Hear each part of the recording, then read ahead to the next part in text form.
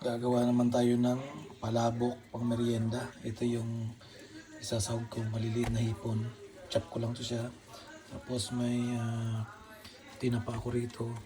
Tapos sinati ko lang yung hipon. Ito pang toppings natin ito mamaya. Ngayon magbuboil lang muna ako ng tubig para sa ating noodles. Ang gagamitin ko pala ay ito.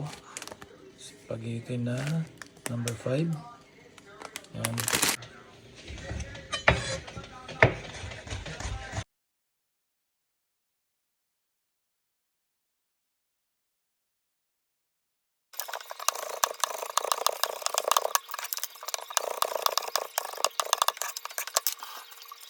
Nag-init ang pala ng tubig tapos ilagyan ko siya ng aswete.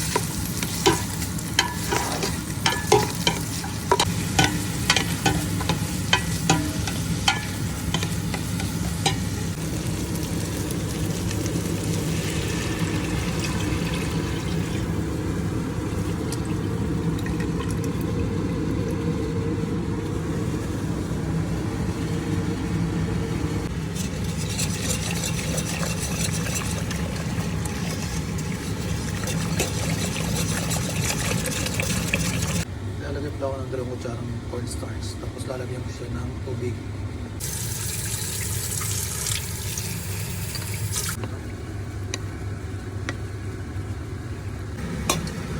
Ito tinikman ko na, dinagdagan ko lang siya ng konting patis.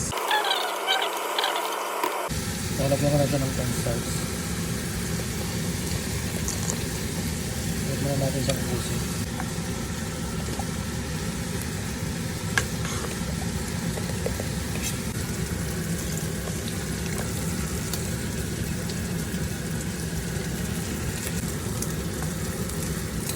Natin sa maluto.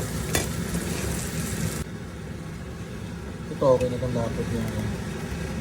Ngayon kung medyo loose pa sa sa inyong palagay, kayo na bahala magdagdag ng cornstarch na inunaw sa tubig. Yan.